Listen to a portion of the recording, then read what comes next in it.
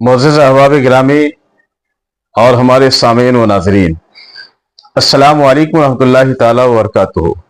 امید ہے کہ آپ حضرات خیریت سے ہوں گے۔ آج میں اس مسئلے کو لے کے حاضر ہو آیا ہوں کہ ہمارے سماج اور معاشرے میں ہمارے بہت سارے اسلامی بھائی اور اسلامی بہنیں اپنے خاندان یا رشتہ داروں میں کچھ ایسے مرد یا عورت کو اپنے لیے محرم تصور کرتے ہیں۔ مثلا ہماری بہنیں بیٹیاں سمجھتی ہیں کہ وہ ہمارے لیے محرم ہیں، ہم ان کے ساتھ کہیں جانا چاہیں تو جا سکتی ہیں، اگر ہم ان کے ساتھ سفر کرنا چاہیں تو سفر کر سکتی ہیں۔ اسی طرح سے ہمارے بہت سارے اسلامی بھائی ہیں کہ کچھ رشتے کی عورتوں کو وہ اپنے لیے محرمات میں سے سمجھتے ہیں، حالانکہ شریعت میں وہ محرمات میں سے ہے ہی نہیں۔ اس کی چند مثالیں میں آپ حضرات کے سامنے پیش کروں۔ مثلا مامی، ہمارے سماج اور معاشرے میں مامی بھی اپنے بھانجے کو اپنے لیے محرم سمجھتی ہے۔ مامی اپنے بھانجے سے پردہ نہیں کرتی ہے، حالانکہ مامی کے اوپر اپنے بھانجے سے بھی پردہ کرنا فرض ہے، ان کے سامنے بغیر پردے کے نہیں جا سکتی۔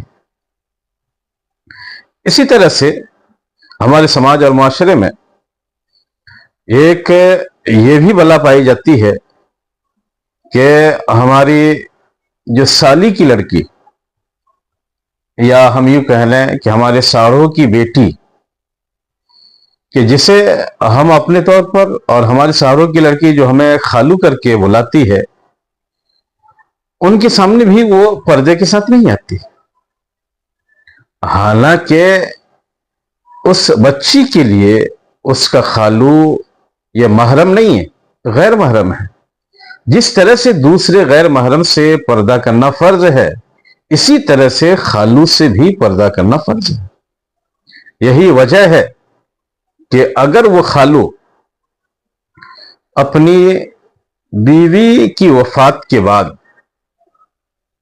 وہ لڑکی جو انہیں خالو کہہ کر کے بلاتی تھی، بلکہ وہ خالو تھا، اگر اپنی بیوی یعنی اس کی خالہ کی وفات کے بعد اگر یہ ہمارے خالو جان اپنی سالی کی لڑکی سے شادی کرنا چاہیں تو یہ شادی کرنا حلال ہے، جائز ہے۔ اس کا مطلب یہ ہوا کہ یہ دونوں ایک دوسرے کے محرم نہیں، ان دونوں کی ایک دوسرے سے شادی کرنا حرام نہیں، جائز ہے۔ جب یہ غیر محرم ہے تو ان سے بھی شرعی طور پر پردہ کرنا فرض ہے۔ یہی حال مامی کا ہے کہ جب تک وہ ماموں ہے یا جب تک وہ ماموں کی بیوی ہے تب تک وہ مامی ہے۔ اگر خدا نہ خواستہ ماموں کی وفات ہو گئی، ماموں کی وفات کے بعد عدت بھی ختم ہو گئی، تو یہ لڑکا جو انہیں مامی کہتا تھا، اگر یہ اس عورت سے شادی کرنا چاہے تو شادی کرنا حلال ہے، جائز ہے۔ ٹھیک اسی طرح سے مثلا ماموں نے اپنی بیوی کو طلاق دے دی، عدت بھی ختم ہو گئی، عدت کے ختم ہونے کے بعد یہ لڑکا جب تک وہ عورت اس کے ماموں کی زوجیت میں تھی، ان کی بیوی تھی، مامی تھی، اب عدت کے ختم ہونے کے بعد اب اگر یہ لڑکا اس سے شادی کرنا چاہے تو شادی کرنا حلال ہے۔ اسی طرح سے جو چچی ہے یعنی چچا کی بیوی، وہ بھی محرمات میں سے نہیں ہے، وہ بھی غیر محرمات میں سے ہیں۔ چچا کی وفات کے بعد یا چچا کے طلاق دینے کے بعد جب عدت ختم ہو جائے تو اگر یہ شادی کرنا چاہے تو اس سے شادی کرنا حلال ہے، جائز ہے۔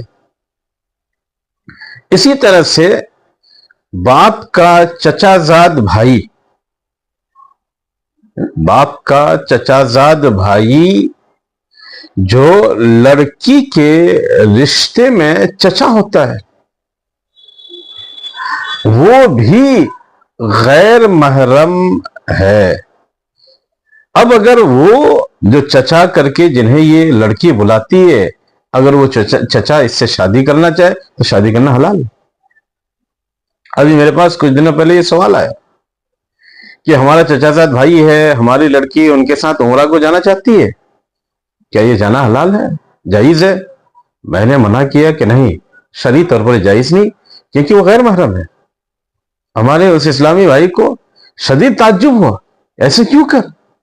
وہ تو چچا بھتیجی کا رشتہ ہے، ایسے پاک اور پوتر رشتے میں بھی آپ جانے کی اجازت نہیں دیتے۔ تو میں نے ان سے بتایا کہ یہ آپ کا اور آپ کی لڑکی کا، آپ کے چچا زاد بھائی کا رشتہ وہی ہے جو حضرت فاطمہ زہرا رضی اللہ تعالیٰ عنہ اور حضرت علی رضی اللہ تعالیٰ عنہ کا رشتہ تھا۔ حضور صلی اللہ تعالیٰ علیہ وسلم کے چچا زاد بھائی حضرت علی اور حضور صلی اللہ علیہ وسلم دونوں چچا زاد بھائی ہیں، اور جب تک حضرت فاطمہ زہرا رضی اللہ تعالیٰ عنہ کی شادی ان سے نہیں ہوئی تھی، چچا بھتیجے کا رشتہ تھا۔ لیکن حضور صلی اللہ تعالی علیہ وسلم نے اپنے چچا زاد بھائی سے اپنی بیٹی کا رشتہ کرایا۔ اس کا مطلب یہ چچا زاد بھائی اور بہن یہ آپس میں غیر محرم نہیں، غیر محرم ہیں، محرم نہیں کہ ان دونوں کا آپس میں شادی کرنا حلال نہ ہو، بلکہ جائز ہے۔ اس سے میرے عزیزو، ہمارے لیے قابل عمل شریعت ہے، شریعت کے احکام ہیں، قرآن و حدیث اور ہمارے علماء نے جو بیان فرمایا، ہم سبوں پر یہ لازم ہے کہ ہم اس پہ عمل کریں۔ ہم اپنی خواہشات پر نہیں، اپنے رسم پر نہیں، اپنے رواج پر نہیں، بلکہ ہم اور آپ سب یہ کوشش کریں کہ ہمیں شریعت کے احکام پہ چلنا ہے۔